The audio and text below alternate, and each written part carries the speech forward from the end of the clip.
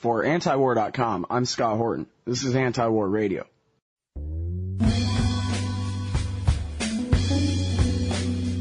I'm happy to welcome back to the show Frida Berrigan. She's a senior program associate at the New America Foundation's Arms and Security Initiative. She's a columnist for Foreign Policy in Focus and a contributing editor at In These Times. And she's got an article with Tom Engelhardt at Tom Dispatch, which is also at antiwar.com, called Why the Pentagon Can't Put America Back to Work. Welcome back to the show, Frida. How are you? I'm good. It's good to be with you, Scott. Well, I'm glad to have you here, and this will be a great experiment, I think, in libertarian and progressive convergence on economics and opposition to imperialism. We'll see how far we can get seeing eye to eye before we have to differ here. But I can feel the love. Yeah, well, of course. First thing is first, and opposition to imperialism and aggressive war is first, and other disagreements will have to wait. So why don't you give us the lowdown here? I guess really what you're taking on is the idea of military spending as a stimulus for the American economy. That's exactly right. I was paying attention to the stimulus package just like everybody else, and hoping that one of the biggest line items in the stimulus package would be the nonprofit industrial complex, and specifically the Arms and Security Initiative. And then when it turned out that President Obama was not going to give me hundreds of millions of dollars and set me up for life, I started paying attention to some of the advertisements, different companies and industries making their case, really to people in Washington, but to the American people about how they were the ones that were going to put America back to work. And there was Lockheed Martin and Boeing and Northrop Grumman, companies that have gotten hundreds of billions of dollars over the last 8 years in the course of the global war on terror, and all of them saying, hey, we've spent all this money so far, give us more money and we will put America back to work. And so we started looking at the claims coming specifically from Lockheed Martin, 95,000 jobs protected, 3 million Americans protected with the F-22 fighter plane, and we did a brief analysis saying, no way does the F-22 fighter plane support 95,000 jobs, and even if it did, those jobs come with a pretty high price tag. Yeah, that's right. It's a question of the seen and unseen. If they created however many thousand jobs, how many jobs did they destroy to take that wealth to make a fighter plane out of it? Well, yeah, exactly. There's a great study from the Political Economy Research Institute at UMass that basically says for every $1 billion invested in the defense industry or in the military industry, fewer than 9,000 jobs are created, 8,555 jobs. You put that money in education, and you fund more than 17,000 teachers and administrators and lunch ladies and crossing guards, and you put that money into healthcare, you get 12,000 something jobs. And just right across the line, basically the only thing that creates fewer jobs that you can do with $1 billion is just handed out in the form of tax cuts or stimulus checks to individuals. So I just found all of this really galling, and all of these advertisements that kind of, touch this myth in the United States that military spending, that going to war is what lifted the United States out of the Great Depression, and that otherwise, if we hadn't have gone to war, we'd still be sort of out there on the soup line, basically. And I thought that there was a revisionist history going on here, but also this failure to acknowledge that, hey, it was this war that got us into this economic freefall in the first place. Of course, it wasn't the only thing. There's sort of a perfect storm of elements, but the fact that we've spent essentially $1 trillion on military operations in Iraq and Afghanistan and elsewhere certainly contributed to the economic situation we're in today, and not just the fact that that money was spent, but where that money came from, right? That most of that money was generated through borrowing. President Bush cut taxes twice in the middle of the global war on terror and borrowed from the Chinese, borrowed from other countries, borrowed from the Treasury, printed money essentially to go to war, and then all of a sudden we're in this bleak financial outlook. And, many of us progressives were like, well, Obama's going to change everything. He's going to come in and he's just going to ride his white horse and fix all of the problems. And one of the problems being that we spend way too much on the military. And then I was very disappointed to see a military budget come out at the beginning of February. Now, it's only the first draft. We'll get a lot more detail at the beginning of April. But in the first draft, we have basically a Bush-style military budget. It's $20 billion more than Bush's last military budget. It projects $140 or so billion for military operations in Iraq and Afghanistan and elsewhere, $130 billion. And it doesn't shake things up in any sort of substantial way. So I got out my little pen and I just started writing. Well, there's a few things there, and let me stop you there because there's so much to talk about just there so far. First of all, well, I want to go back all the way to the F-22. How much do these things cost, and what's so good about them, and why do we need a bunch of F-22s when we already had a bunch of F-15s and F-16s and FA-18 Hornets and the rest of those? You know, you listen to some of the military guys, and you know, and this plane sounds pretty phenomenal, right? It goes really fast. It's very stealthy. It would be fun to fly. It would be awesome to fly.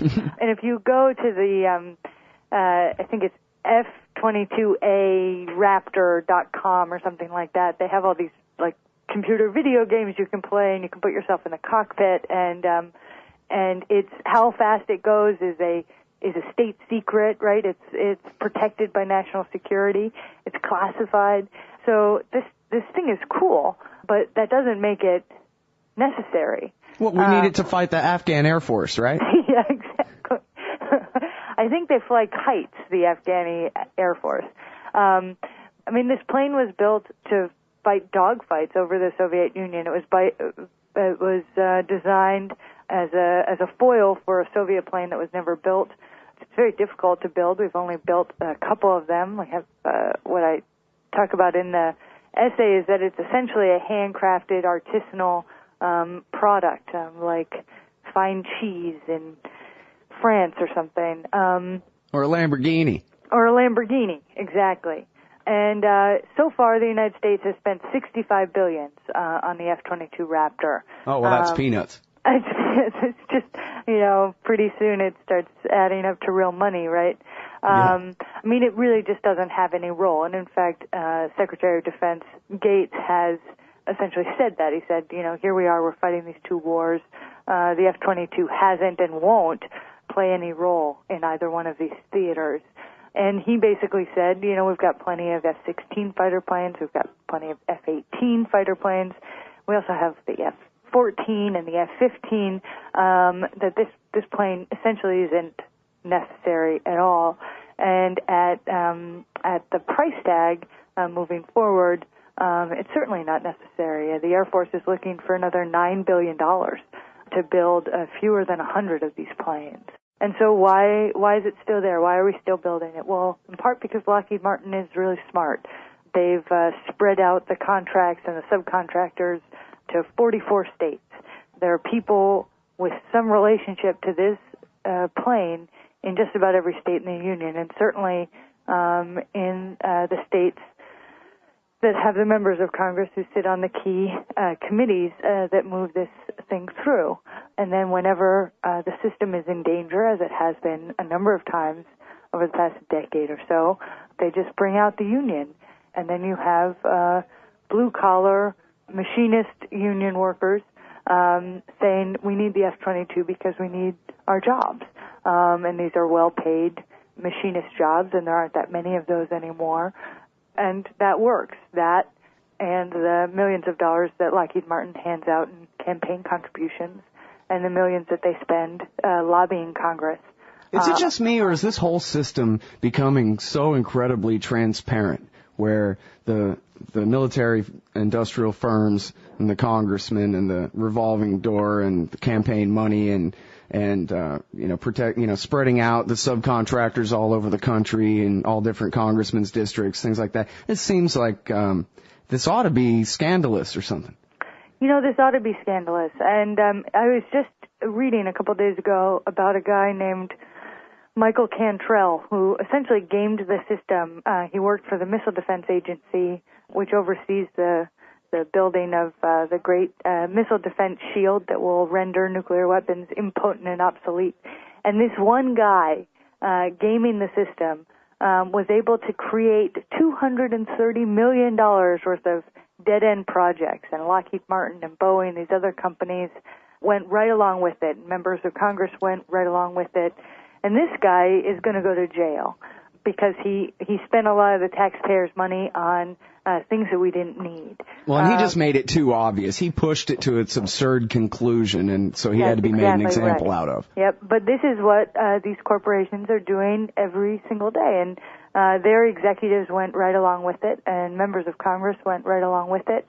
And the only crime was that one guy pocketed the money for himself, and he was doing it for his own gain instead of for gain within a corporate structure where your shareholders and your board of directors are the ones who benefit. So, I mean, yeah, this is it's transparent, it's tired, it's an art form, and just a couple of days ago, President Obama gave a speech where he said, under my administration, there will be no blank checks for defense contractors. And the ripples of this statement, the ripples of fear that this caused throughout the industry, you could see it. Did you get all the memos? You got your hands on the memos where they said, oh no, no more blank check.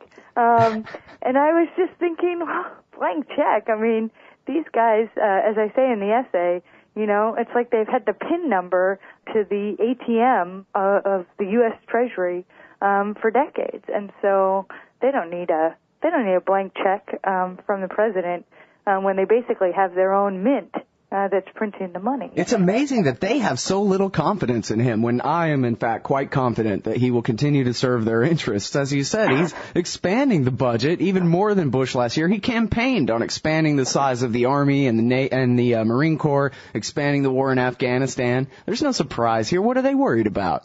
I don't think they're worried. I think they're doing the poor little me defense contractor bit for members of Congress, and they do it so much more effectively than teachers or nurses or guys who build roads. Oh, poor little us, we haven't gotten our measly $100 million. They never make the kind of hue and cry that the defense industry, that Lockheed Martin is able to make, and they certainly don't have the relationships to just kind of turn the cash spigot back on. Mm-hmm. When right before the inauguration, when the Defense Department put out its new wish budget, what they really want from the new administration, it was $50 billion more than what Obama ended up offering as the 2010 budget. And then the press releases were fast and furious about how Obama was going to cut $50 billion from the military budget. Mm-hmm.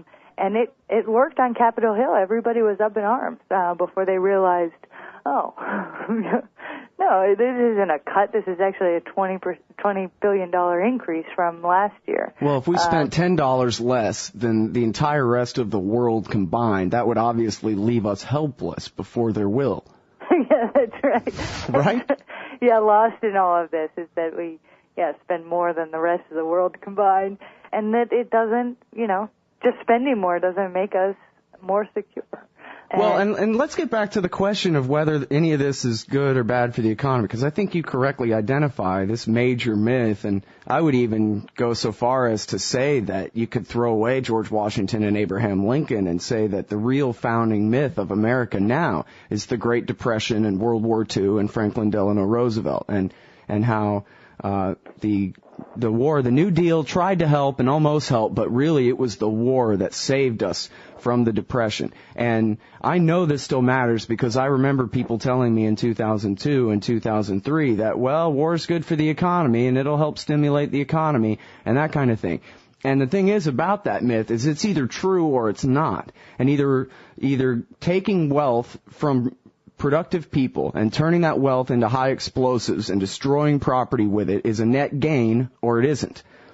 And it seems to me like on the very basic logic, it's not. In fact, in 1984, in George Orwell, in O'Brien's secret book about how we do it, they say in there, the only reason we make all these rockets and the floating fortress is so we can take all the proles' excess wealth and dump it into the ocean or blast it off into the stratosphere where they can't get to it. This is obviously a net loss, and it was really the end of World War II, of course, that brought about prosperity when all the rationing and price controls and manipulations of the economy were finally let go. I mean, that's exactly right. And I wanted to get much more in this piece into that history right before World War II and right after World War II. And it's this enduring myth, and it's so deeply entrenched that you almost can't even talk about it because people will counter immediately with the Great Depression and the Tin Cup, and then the prosperity of the 1950s. And there's so much missing from that apocryphal story, that big lie, that it's almost like, well, where do you even start? Just the very idea of rationing, right, and the kind of scarcity that the American people dealt with throughout World War II. The fact that military spending was 40 or 50% of GDP, that taxes were made much higher during the war. The number of people paying taxes was higher during the war, and then when all of that was relaxed at the end of the war, as you say, and people came back, the GI Bill, and there was all sorts of all of a sudden there was all this money available and a new kind of prosperity, and then this industrial base that had really come into its own during World War II, then began to turn itself to consumer products and all of that. So, you don't bust that wide open with just one essay or one conversation. But I think this is something we're going to continue to have to hammer home on, and really to start with the basics of American history, the basics of economics 101. Mm-hmm. Well, that really is the thing, is it gets down to basic questions of money. And for example, if war stimulus doesn't work, then why should regular stimulus work? Or why should stimulus spending, deficit spending by government on anything work if for war it doesn't? I guess if there's a genuinely needed bridge, you could argue that government spending on that is kind of revenue neutral to the rest of the economy. But it's really prices is what determines where resources are to be used best. And so it really comes down to challenging people's belief systems, not just the myth of World War II that they were brought up with, but even what they believe now about what got us into this mess and what's the best way to get us out of it, kind of as a side issue to the war, Mm-hmm, mm-hmm, definitely. And I think you're right what you said at the very beginning, too, about the role of the war in causing this problem, because after the dot-com collapse, but then especially after September 11th, the political pressure from the Republicans was very strong on the Federal Reserve to keep a very easy money policy in order to prevent a recession, which after the dot-com bust, and especially after September 11th, we were due for one. But they prevented a recession from taking hold then so that the Republicans could have their war. And as you said, cut taxes during it, borrow and print the money and tell us we were getting a war for free and put off the cost until now. And now we're paying through the nose. And we're going to be paying for a very, very long time. And that's where I think this promise coming from Washington that we're going to, not only are we going to get out of this fast, but we're going to go back to, we're not going to have deficits anymore, that all of this can happen overnight. And all of this can happen without systemic sacrifice or changing the way we live and changing, as you said, changing our belief system and changing what's important to us. All this, none of this is going to be solved quickly. Well, it might. I mean, the Chinese might just stop buying our debt, and then that'll be the end of that. That would be interesting, wouldn't it? Well, it would be horrible is what it would be. It would mean that our dollars become, our $100 bills become worth pennies or dimes. if we're lucky. Yeah. I mean, yeah. But it would mean the end of the empire, I think. It would mean the end of the empire. And, in the Midwest, interesting can basically mean anything from cool to terrifying. But yeah, that's right. But yes, I mean, you're right that the rest of the world, and China chief among the nations of the world, has been carrying the United States, and we have to bank on them continuing to carry us, which is kind of confusing, given how we're always shaking our saber at other countries at the same time that they're dragging us along and keeping us upright.